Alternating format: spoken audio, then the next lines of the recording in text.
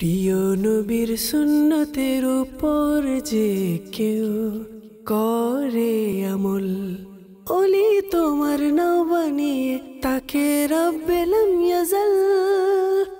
ওলি তোমার নাও বানিয়ে তাকে রব্বে লাম ইয়াজাল। আলহামদুলিল্লাহি রাব্বিল আলামিন ওয়াসসালাতু ওয়াসসালামু আলা সাইয়্যিদিল মুরসালিন।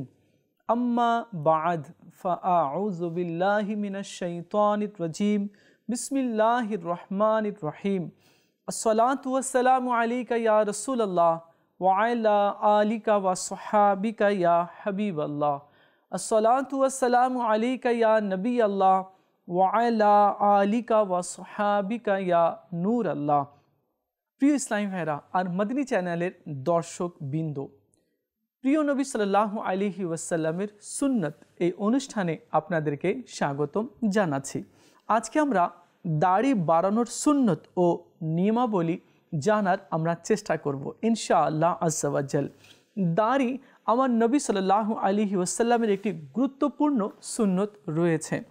দাড়ির অনেক আহকাম রয়েছে, দাড়ির অনেক বিধান রয়েছে, এই সম্পর্কে আজকে আমরা জানার চেষ্টা করব ইনশাআল্লাহ আজ্জা ওয়া জাল। দাড়ি আমরা রেখেছি, এর কি ফজিলত রয়েছে তাও আমরা জানার চেষ্টা করব, আমাদের সঙ্গেই থাকবেন। আসুন আমরা অনুষ্ঠানের শুরুতে দরুদ শরীফ একটি ফজিলত জেনে নিই। মাহবুবে করিম রহমতুল আলামিন জনাবে আমিন মুস্তফা করিম সাল্লাল্লাহু তাআলা আলাইহি ওয়া আলিহি ওয়াসাল্লাম ইরশাদ করেছেন, যে ব্যক্তি আমার উপরে প্রতিদিন 1000 বার দরুদ শরীফ পাঠ করবে তো সে ব্যক্তি দুনিয়া থেকে বিদায় নেবে না ওই সময় পর্যন্ত যতক্ষণ না দুনিয়াতে থেকে বেহেশতে তার জায়গা না দেখে নেয়। সুবহানাল্লাহ সুবহানাল্লাহ। তো যারা বেশি পরিমাণে দরুদ শরীফ পাঠ করবে আল্লাহ তাআলা তাকে দুনিয়াতেই তার স্থান জান্নাত দেখিয়ে দেবে। জান্নাতে অনেক নিয়ামত রয়েছে, এমন নিয়ামত রয়েছে যে নিয়ামত আজ পর্যন্ত কেউ দেখেনি, কোনো হৃদয়ে এমন কল্পনাও আসেনি। আর আল্লাহ তাআলা জান্নাতে হুর রেখেছে, এমন হুরকে কখনো কোনো চোখ দেখেনি। এই নিয়ামতগুলো শুধুমাত্র আল্লাহ তাআলা তার নেক বান্দাদের জন্য রেখেছে। তো আল্লাহ তাআলা আমাদেরকে অবকাশ দিয়েছে, এখনও আমাদের হায়াত রয়েছে, আমাদের জীবন রয়েছে, আমাদের নিঃশ্বাস এখনও চলছে, তওবার দরজা এখনও আল্লাহ তাআলা খুলে আমাদের জন্য রেখেছে। তো আমাদেরকে বেশি বেশি তওবা করে নিতে হবে।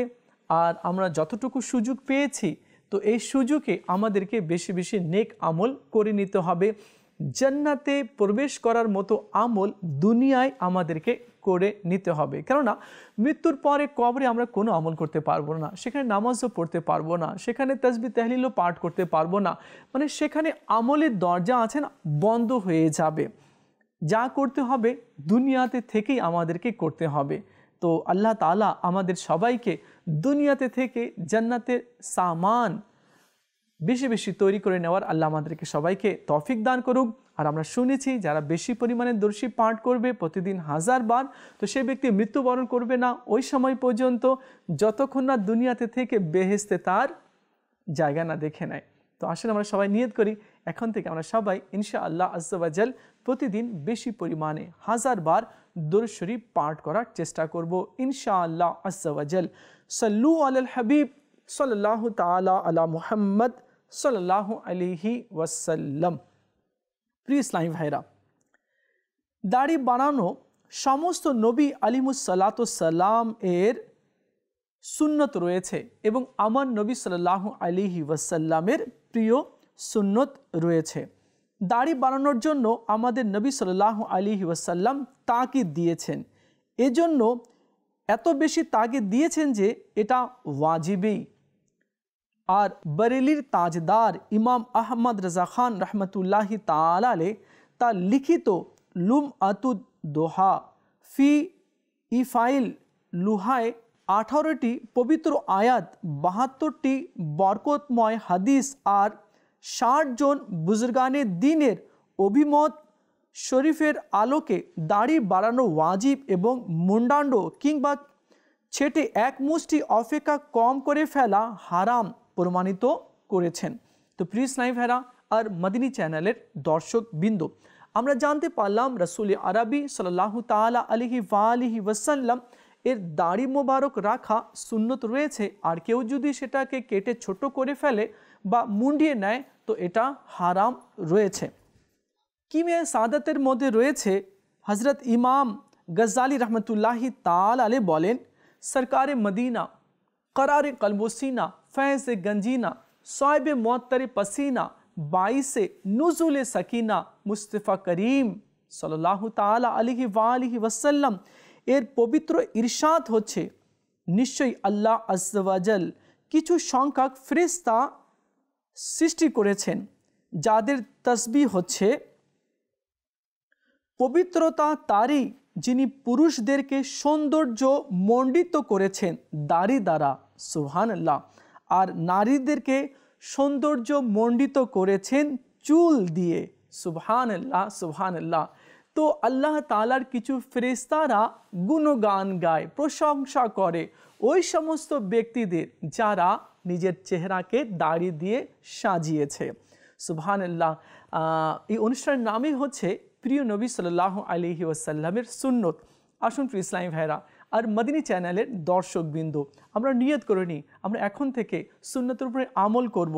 আর নবী সাল্লাল্লাহু তাআলা আলাইহি ওয়াসাল্লাম দাড়ি রাখতে নির্দেশ দিয়েছেন, এবং আদম আলাইহিস সালাম থেকে নিয়ে ঈসা আলাইহিস সালাম পর্যন্ত যত নবী এসেছেন, এবং আমার নবী সাল্লাল্লাহু আলাইহি ওয়াসাল্লাম স্বয়ং দাড়ি রেখেছেন। তো আমরাও এই পবিত্র দাড়ি রাখার চেষ্টা করব। দেখুন প্রিয় ইসলামের একটি কথা আছে, আমরা যখন কারো বাড়িতে বেড়াতে যাই তো কিছু না কিছু উপহার আমরা নিয়ে নিই, কেননা যার বাড়িতে যাচ্ছি সে যখন উপহার দেখবে তো খুশি হয়ে যাবে। মানুষকে খুশি করার জন্য আমরা অনেক চেষ্টা করি। দেখুন না, আমরাও তো একদিন মরে যাব, অন্ধকার কবরে যাব। আমরা ছেলেকে উপহার দিই, স্ত্রীকে উপহার দিই, মেয়েকে উপহার দিই, নিজের বোনকে উপহার দিই, বন্ধু বান্ধবকে উপহার দিই, তাদের জন্য উপহার নিয়ে যেতে আমরা পছন্দ করি। আমরা যখন কবরে যাব সেখানে নবী সাল্লাল্লাহু তাআলা আলাইহি ওয়াসাল্লাম তশরিফ আনবেন, তো নবী সাল্লাল্লাহু আলাইহি সাল্লামকে আমরা কি উপহার দিব?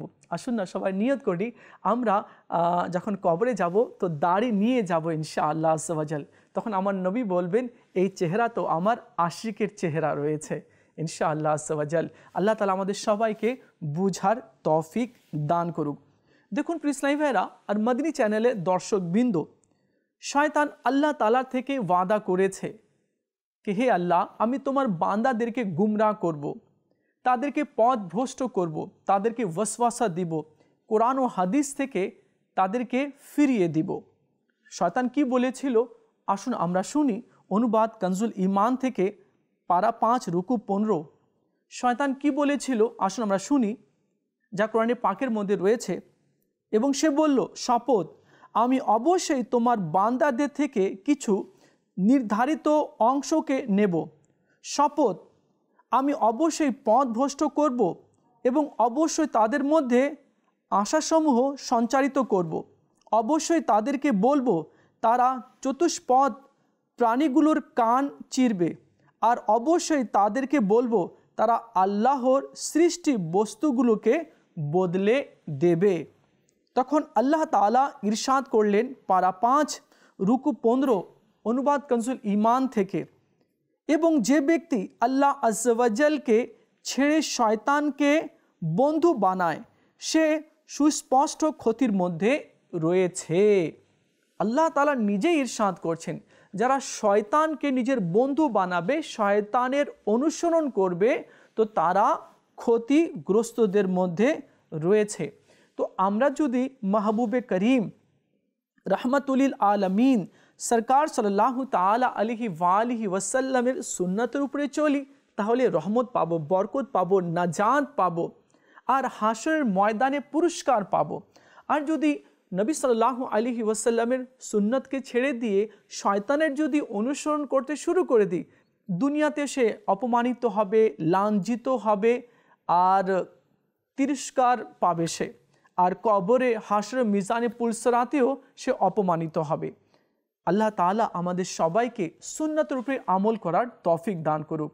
নবী সাল্লাল্লাহু আলাইহি ওয়াসাল্লাম দাড়ি সাজাতে নির্দেশ দিয়েছে।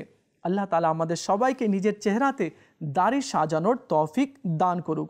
ইতিহাস থেকে এই কথা জানা যায় যে শয়তানের নির্দেশ সর্বপ্রথম লূত সম্প্রদায় আমল করেছিল।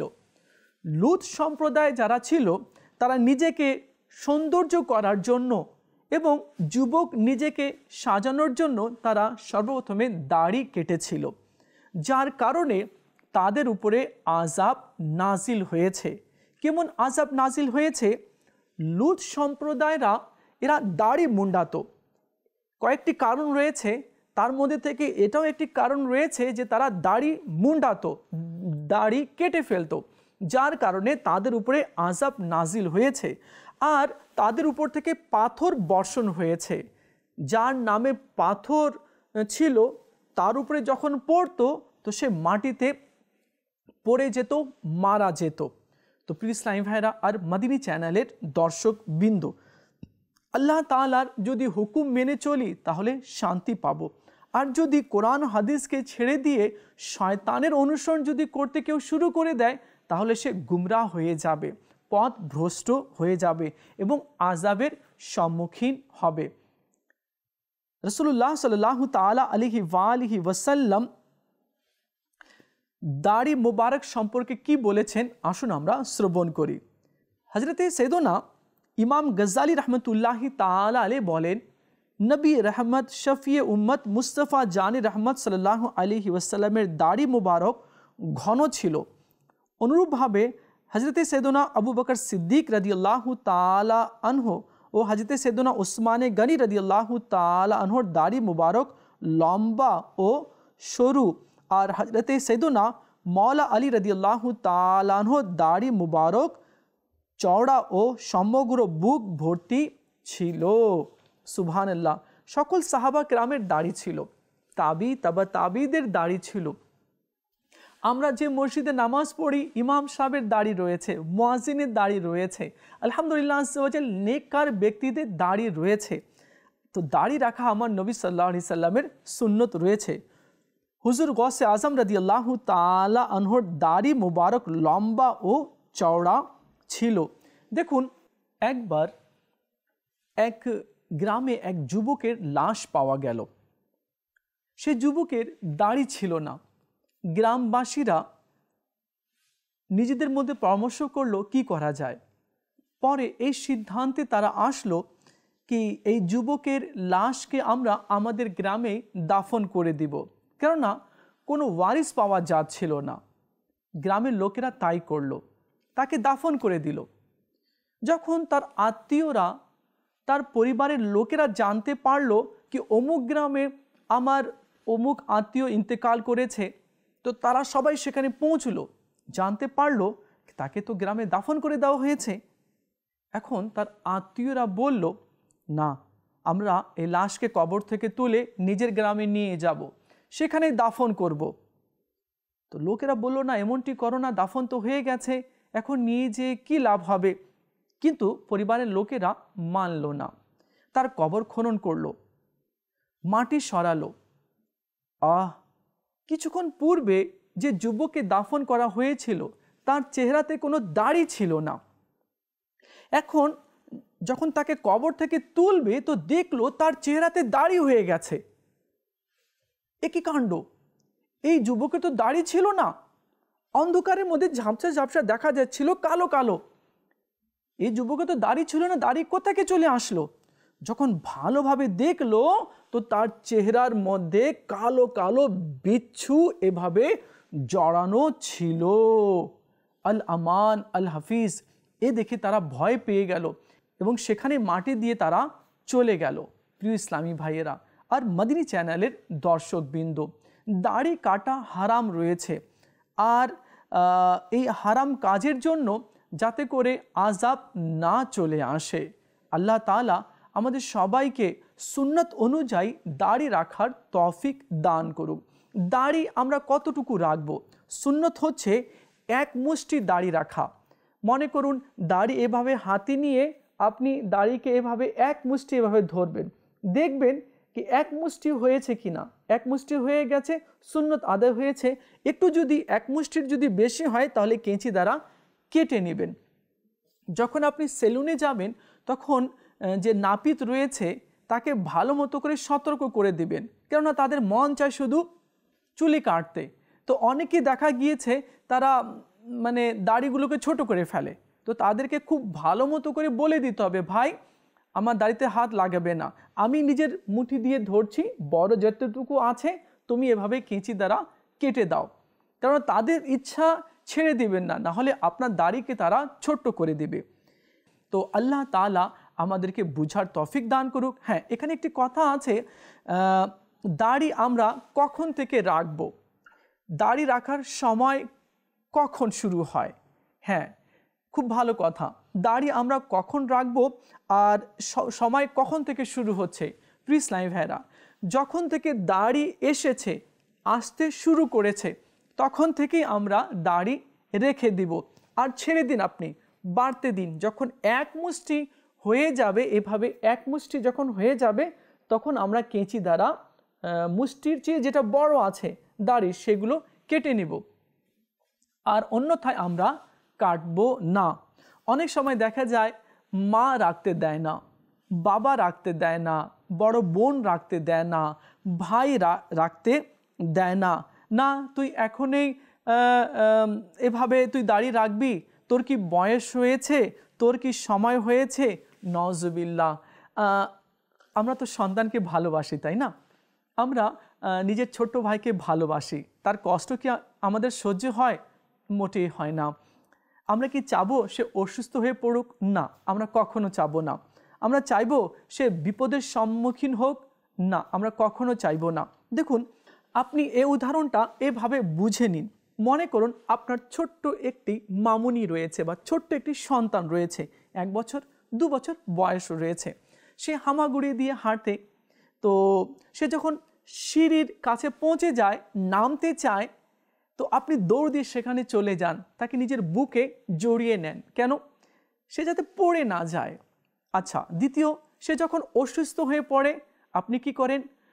ভালো থেকে ভালো ডাক্তারের কাছে নিয়ে যান। কেন? যাতে করে তার চিকিৎসা ভালোভাবে হয়ে যায়, আমার সোনামণি যাতে কষ্ট না পায়, এই জন্য তো না? আচ্ছা, যখন গরম লাগে আমরা কি করি?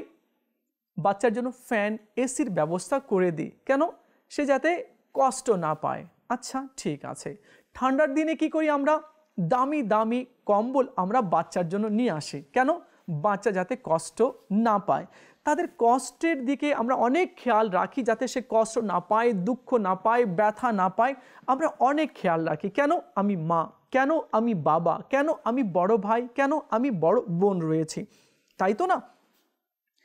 তো আপনি দুনিয়ার মধ্যে আমার সন্তান যাতে কষ্ট না পায়, এই জন্য আপনি কত যত্ন নিচ্ছেন।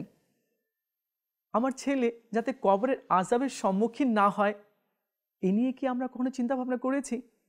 আমার ছেলে বা আমার মেয়ে যাতে মওতের কষ্ট, মৃত্যুর যন্ত্রণার সম্মুখীন না হয়, এ নিয়ে কখনো চিন্তা ভাবনা করেছি? বা আমার ছেলে জাহান্নামে না যায়, জাহান্নামের আগুনে যাতে না জ্বলে, এ নিয়ে কি কখনো চিন্তা ভাবনা করেছি? না, করিনি। আমরা শুধু তাদের উজ্জ্বল ভবিষ্যৎ নিয়ে চিন্তা করেছি, ফিউচার নিয়ে চিন্তা করিনি। ও হ্যাঁ, আপনি হয়তো ভাবছেন ফিউচার। হ্যাঁ, আমার মতে ফিউচার হচ্ছে কবর, এবং আমার মতে ফিউচার হচ্ছে আখিরাত। কি আমার ওই আখিরাতটা কি হবে, আমার কবরটা কি হবে? হযরত সাইয়েদনা শুরাইহ কাজী রাদিয়াল্লাহু তাআলা আনহু, যিনি প্রসিদ্ধ বড় আলিম এবং তাবেঈ বুজুর্গ ছিলেন, তার জন্মগতভাবে দাড়ি ছিল না। তিনি বারবার এইভাবে বলতেন, 10,000 দিয়ে হলেও যদি দাড়ি পাওয়া যেত। অর্থাৎ তিনি দাড়ি কিনতে চাচ্ছিলেন। হায়, যদি এভাবে কোথাও কিনতে পাওয়া যেত, তাহলে আমি নিজের চেহারায় দাড়ি সাজিয়ে নিতাম।